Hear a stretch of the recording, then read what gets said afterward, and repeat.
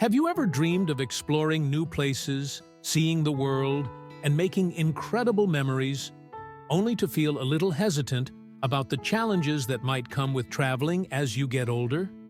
If so, you're not alone. Many people over 60 feel excited about travel, but also a bit nervous about the risks. Long flights, unfamiliar environments, or just the unpredictability of being far from home. But here's the thing. Travel isn't just about sightseeing. It's one of the best ways to keep your mind sharp, your heart full, and your spirit young. In fact, studies show that staying active and socially engaged, both of which travel encourages, can help reduce the risk of cognitive decline and even boost overall longevity.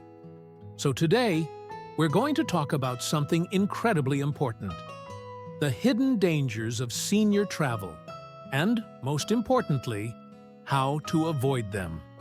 Because the truth is, you don't have to give up your adventures. You just need to travel smarter. Now, let's start with one of the biggest but least talked about risks: dehydration. You might not think of it as a serious travel danger, but trust me, it is. As we age, our sense of thirst diminishes, meaning you could be dehydrated long before you even realize it. Add in long flights, air-conditioned hotels, or warmer climates, and suddenly, you're at an even higher risk.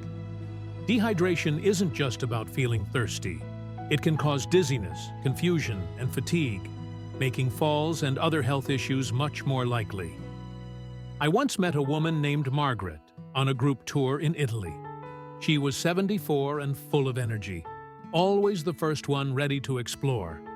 But one afternoon, after a long day in the sun, she suddenly felt lightheaded and had to sit down. She had barely drunk any water all day and didn't even realize how dehydrated she was. Fortunately, she recovered quickly with rest and fluids, but it could have been much worse. The solution? Always carry a water bottle and set reminders to drink regularly, especially if you're in a dry or hot climate. Now let's talk about something even more serious: deep vein thrombosis, or DVT. This is a condition where blood clots form in your legs due to long periods of sitting, something that happens a lot during long flights or road trips. The scary part? These clots can travel to your lungs and become life-threatening. But here's the good news. It's preventable. Simple movements, like flexing your feet, getting up to stretch every hour, and wearing compression socks can dramatically reduce your risk.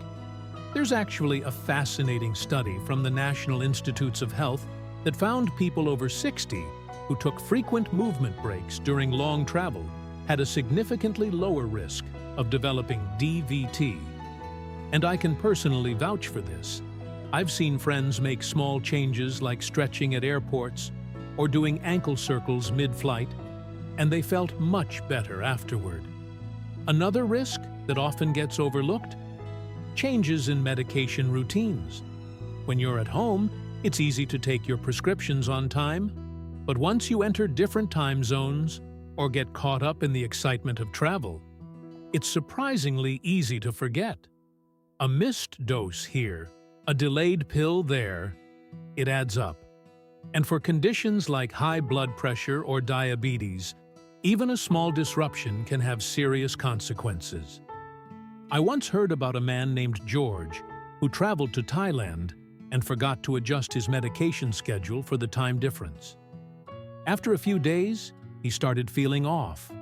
His blood pressure was fluctuating, and he wasn't sure why. It turns out he had unknowingly taken his meds too close together, throwing his system off balance. The fix? Set alarms on your phone and bring a written schedule. If you're crossing multiple time zones, ask your doctor in advance how to adjust your routine safely. These are just the first few hidden dangers, but there are even more that can catch travelers off guard. In the next part, we'll talk about something just as crucial: how small oversights in planning can turn into big travel headaches, and how you can avoid them. Because the last thing you want is for your dream trip to turn into a stressful situation. Stay with me, because the next tips might just save you from unexpected trouble on the road. Now that we've covered some of the hidden dangers like dehydration, deep vein thrombosis, and medication mishaps, let's talk about something just as important: how small oversights in planning can turn into big travel headaches. Because the truth is, a little preparation can make the difference between a smooth, enjoyable trip and one filled with unnecessary stress. One of the most common mistakes senior travelers make is underestimating the impact of jet lag. When you're younger, bouncing back from a long flight feels easier. But as we age, our internal body clock doesn't adjust as quickly, which means jet lag can hit harder and last longer. This can lead to fatigue, confusion, and even an increased risk of falls or illness. I remember a retired couple, Jim and Linda, who were so excited about their bucket list trip to Japan. They packed their itinerary full of sightseeing, but they didn't factor in time to adjust to the time difference. By day 2, they were completely exhausted, struggling to stay awake during the day, and wide awake at 3 a.m. By the time their bodies had adjusted, half their trip was over. The trick to minimizing jet lag? Start adjusting your sleep schedule a few days before your trip. If you're flying east, try going to bed an hour earlier each night. If you're heading west, stay up a little later. Once you arrive, get as much sunlight as possible during the day. It helps reset your body's clock naturally. And one more thing, avoid alcohol and caffeine on the flight. They might seem harmless, but they actually make jet lag worse by dehydrating you and disrupting your sleep. Now, let's talk about another hidden danger: fall risks. It's no secret that balance and stability can become more of a challenge as we get older, and unfamiliar environments can make things even trickier. Uneven cobblestone streets, hotel bathtubs without grab bars, or even getting in and out of vehicles. These are all situations that can lead to a nasty fall. And the last thing you want on a trip is to end up in a foreign hospital. I knew a woman named Carol who was visiting Greece. She was walking through a beautiful historic site when she tripped on an uneven step and fractured her wrist. The real problem? She hadn't purchased travel insurance, so she had to pay thousands of dollars out of pocket for medical care. The lesson? Always check your accommodations for safety features like elevators and grab bars, wear sturdy, supportive shoes, and don't hesitate to use a walking stick or cane if needed. And most importantly, always get travel insurance. It's a small price to pay for peace of mind. Speaking of safety, let's discuss something that most people don't even think about: scams targeting older travelers. Unfortunately, some scammers see seniors as easy targets, especially in tourist-heavy areas. Fake taxis, overcharging at restaurants, distraction thefts. These things happen more often than you'd think. A common scam involves someone pretending to help you with your luggage, only to demand a ridiculous tip afterward. Another trick? A stranger spills something on your clothes and offers to clean it, while their partner quietly picks your pockets. I've heard so many stories of travelers losing wallets, passports, and even their sense of security because of these schemes. But here's the good news: staying alert and taking a few precautions can protect you. Always agree on taxi fares up front, or use official ride-hailing apps. Keep your valuables in a money belt or hidden pouch, not in an easy-to-reach backpack pocket. And if someone seems overly friendly or eager to help, be cautious. A simple "no thank you" and walking away is often the best defense. Now that we've covered these crucial risks, we're going to move on to something just as important: how to protect yourself from health emergencies while traveling, and what to do if something goes wrong. Because no matter how well you plan, Unexpected things can happen, and knowing how to handle them can make all the difference. Stay tuned. We've talked about the physical risks of travel, dehydration, jet lag, falls, and even scams. But now let's focus on something even more critical: protecting yourself from unexpected health emergencies while traveling. Because no matter how well you plan, life has a way of throwing surprises at us. And when you're in an unfamiliar place, the last thing you want is to feel helpless in a medical situation. Picture this. You're enjoying a beautiful vacation in a new country, taking in the sights, and suddenly, you don't feel quite right. Maybe it's dizziness, chest pain, or a bad reaction to food. What do? Do you know where the nearest hospital is? Do you have the right medical information on hand? These are things most people don't think about until it's too late. Take my friend Robert, for example. He was visiting Mexico when he started feeling chest pain one evening. At first, he thought it was just indigestion, but within an hour, he knew something was wrong. The problem? He had no idea where the nearest hospital was, and his travel companions didn't speak Spanish. Luckily, someone at his hotel helped him get to a clinic in time, and he turned out to be okay. But that situation could have been far worse. This is why it's so important to prepare. Before you travel, look up the nearest hospitals or clinics in the area, especially ones that cater to tourists or have English-speaking staff. Many countries have a designated emergency number, but it's not always 911 like in the US. So take a moment to write it down or save it on your phone. And one of the most overlooked yet life-saving things you can do? Carry a printed list of your medical conditions, medications, and emergency contacts. If something happens and you can't communicate, this simple piece of paper can help doctors treat you properly. Another thing to consider is food and water safety.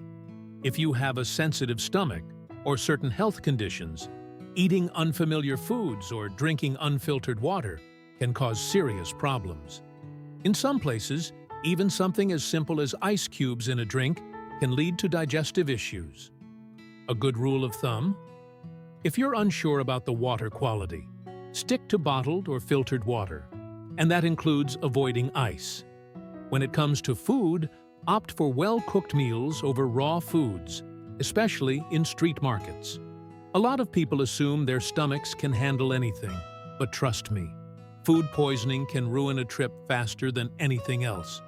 And if you have dietary restrictions, don't be afraid to communicate them. In fact, carrying a small translation card with your dietary needs written in the local language can make dining out much easier. Now, let's talk about something that often gets overlooked: medication safety while traveling. We already covered the importance of taking your medication on schedule, but what about running out of it? Or worse, losing it? If you're traveling for an extended period, always bring extra medication in case of delays. And here's an important tip many people don't realize.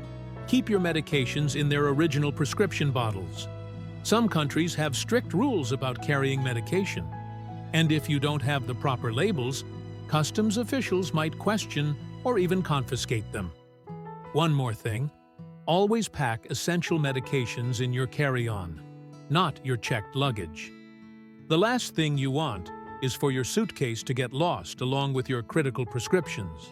And if you're on a medication that requires refrigeration, like insulin, consider getting a portable travel cooler to keep it at the right temperature.